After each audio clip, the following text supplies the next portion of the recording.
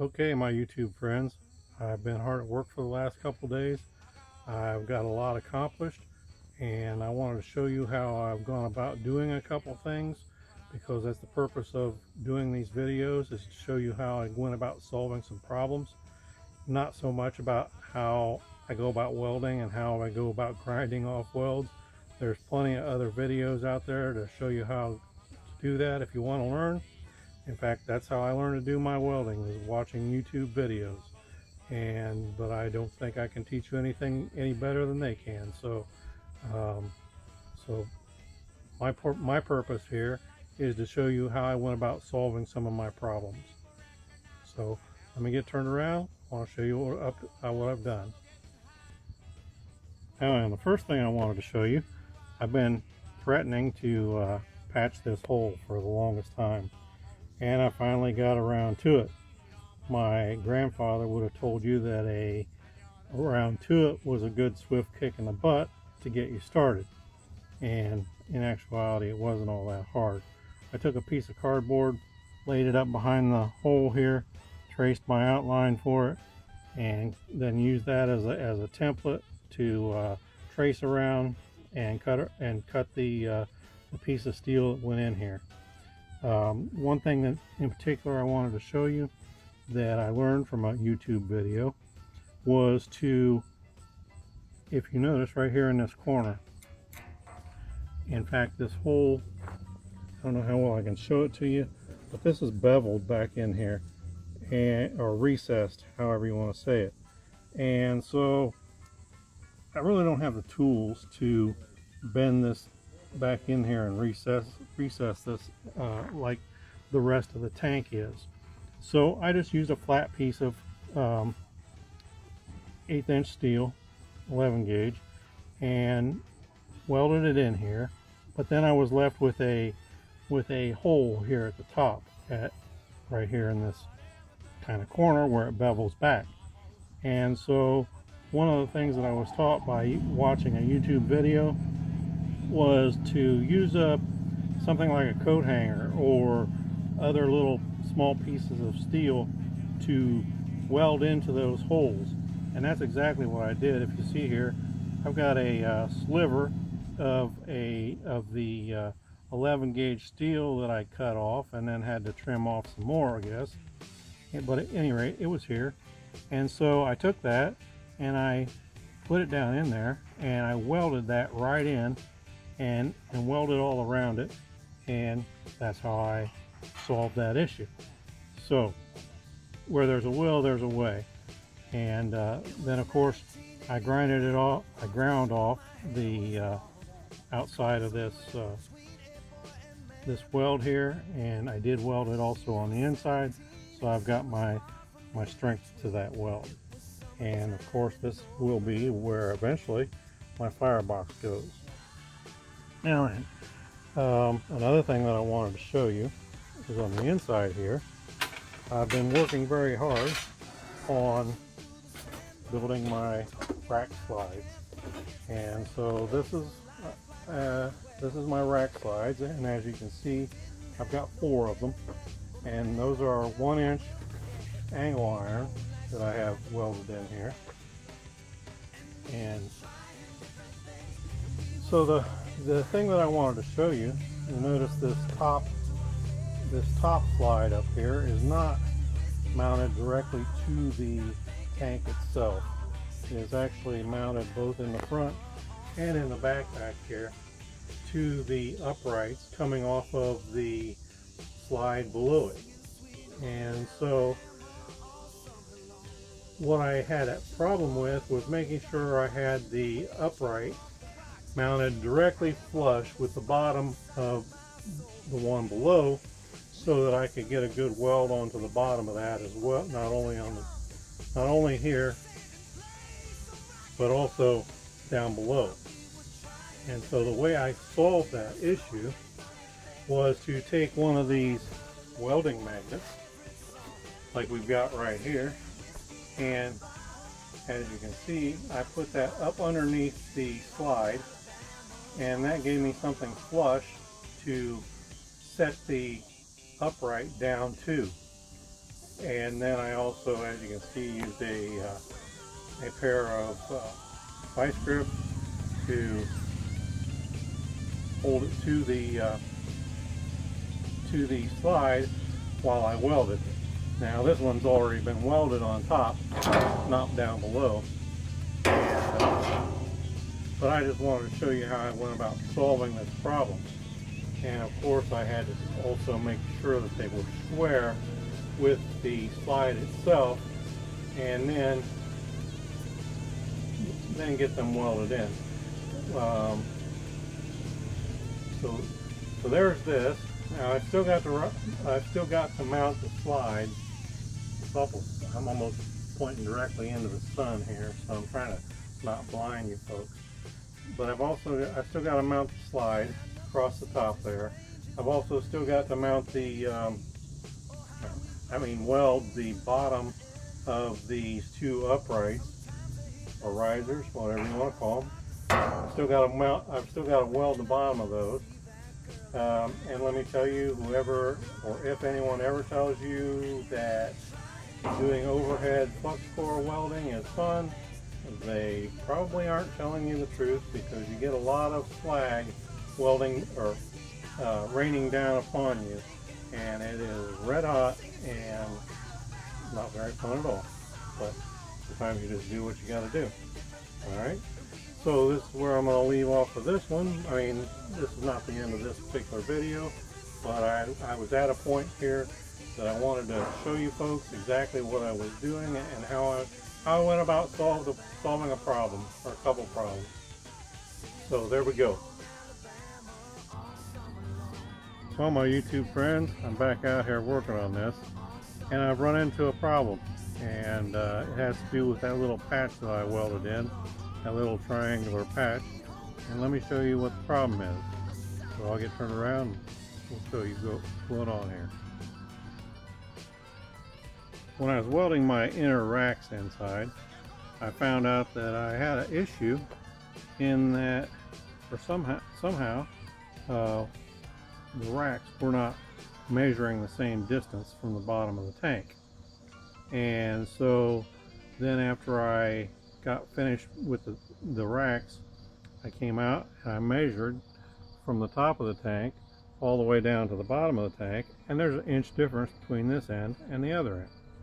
And if you look very closely here, and you'll see that from right at the bottom of the hinge there down to the opening of the cut there, it slightly bows out. And I'm going to have to take a sliver out of this patch and bend it in, and that's going to force my U on the bottom of the tank further down, and that should give me my inch back, I believe. So that's the problem I've got. Now it's time to go about solving it, if we can. I'm going to give it my best here. So that's what I'm up to here. I'll catch you in a little bit. Pictures here that I want to show you. That this is me manufacturing my rack frames, and in this particular case I've got my welding magnets that give a nice 90-degree corner to help hold these. I do still use a framing square to ensure that I've got a good 90-degree, because once you weld them together, you're not going to get them back apart unless you actually cut them apart, and then things are really going to be out of whack unless you do an excellent job of cutting them. And then here in my next picture, I've got a picture of, here we go, I think, I've got a picture of before, and then here in just a minute I got a picture of an after weld. And as you can see, I'm not a professional welder, but I've also having to do a quick hit and getting off of this. This is only 16 gauge steel, and it doesn't take a lot to burn through this stuff. So it actually, even though that's only 3/4 inch box steel, I'm hitting it real quick, and it takes 2 or 3 weld hits just to get across one side of this. So that's kind of the reason why it looks so ugly. Here in this next picture is a picture of me adding in the center member. It's a piece of 3/4 inch angle iron that I weld in here, and this has helped to help give the expanded metal some strength in the middle. The expanded metal is only I think 15 to 13 gauge is what they call it, and I'll show you a little more about that expanded metal here in a little bit. And then here in just a moment, I've got something else for you here. Hang on. Me adding the expanded metal to the frame. There's not a lot to it other than the fact I just go around and kind of hit every other diamond all the way around this, and also across the middle where the support brace is, I weld every third or fourth one across there to hold it down. And then this next picture actually shows a couple of the racks that go into the smoker itself. One of them has the handles already welded on there, whereas the other one hasn't gotten it done yet.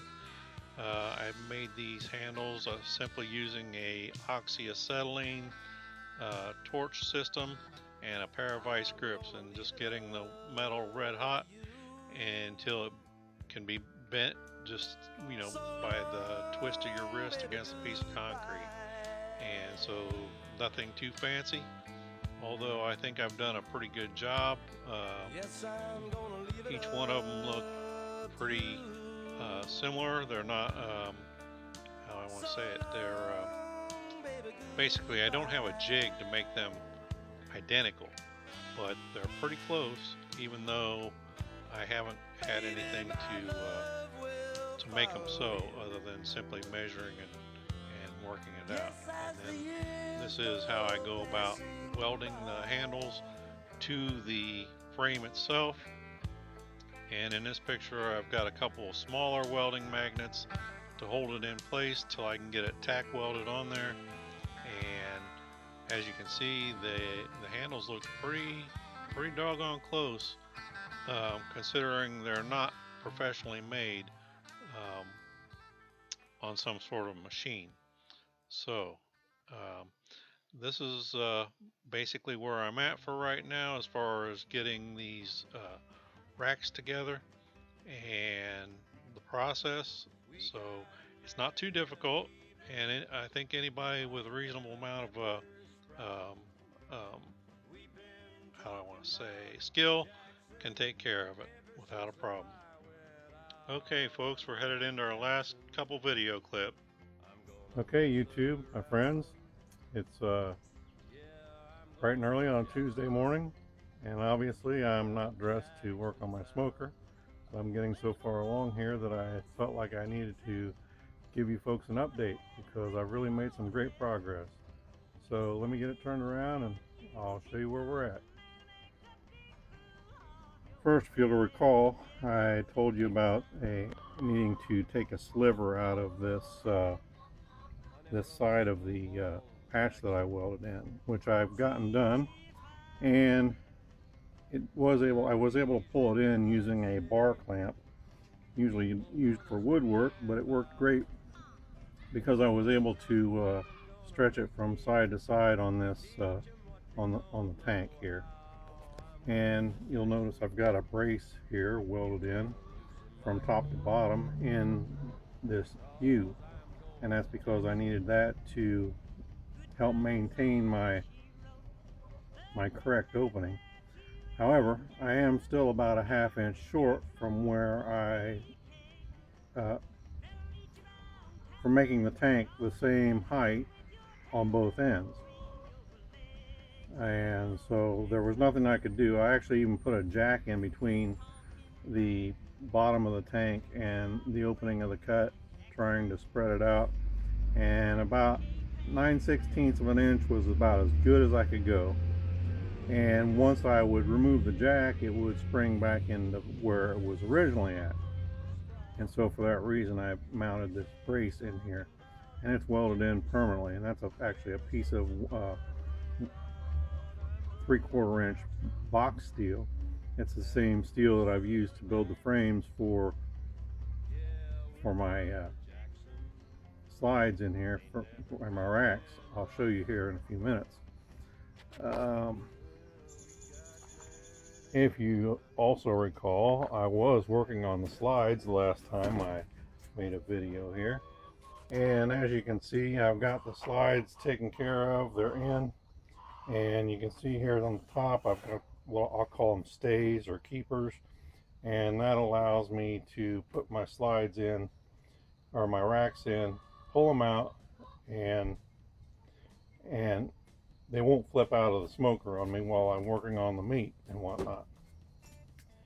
So I've got the same done on the other side. And as you see, I got 4 slides in here.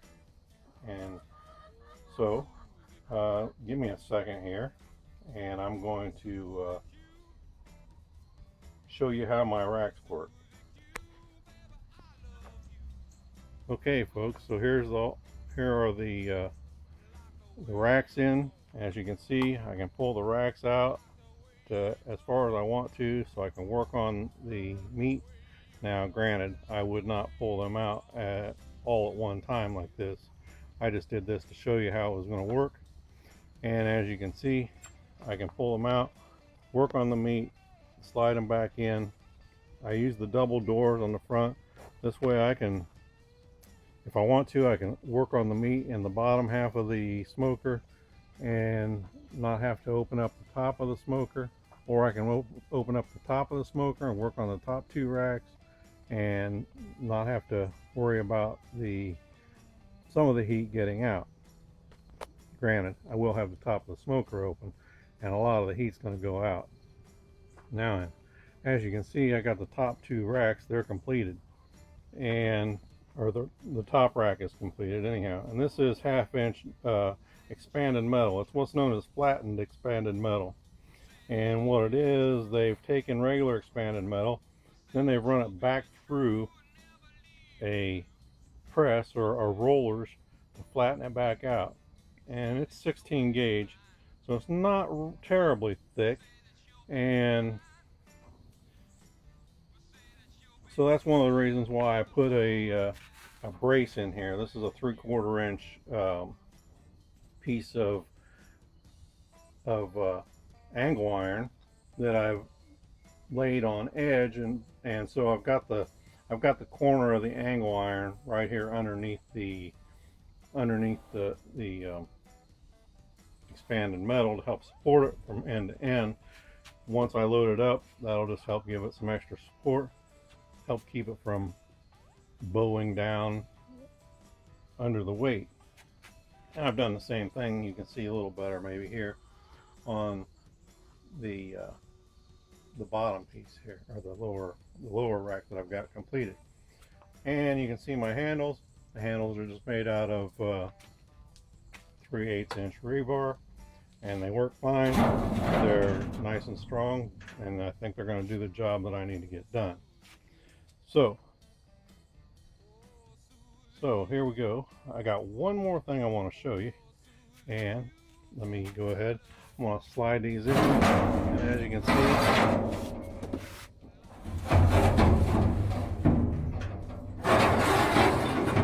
one-handed, they can slide in pretty easy right now. Of course, they're not loaded down with 50 pounds of meat each, but so there they are inside the smoker.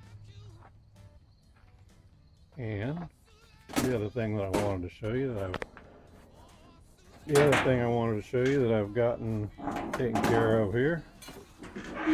It's not totally done, but I've got myself a nice handle welded onto the lid here. I'm not totally done with the welding.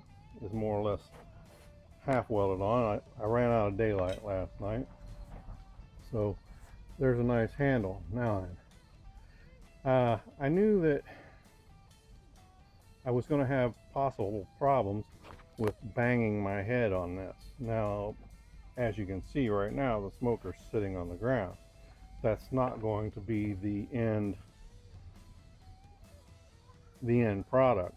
In fact, one of my next moves is going to be to get this thing up off the ground and onto legs, because I've got to have room to have a firebox over here on the side. And so this thing is going to be approximately 17 inches higher off the ground than what it is right now. And once I do that, that's going to move this handle quite a ways up. And it's going to get to the point where, especially for somebody shorter, like maybe one of my kids or something like that, who aren't quite as tall as me, that can be banging your head on it. So I got to thinking about that. I had originally thought that I would just make a T handle here all the way across, but that's going to leave sharp edges out on the end. So I got to thinking about that and how can I solve that.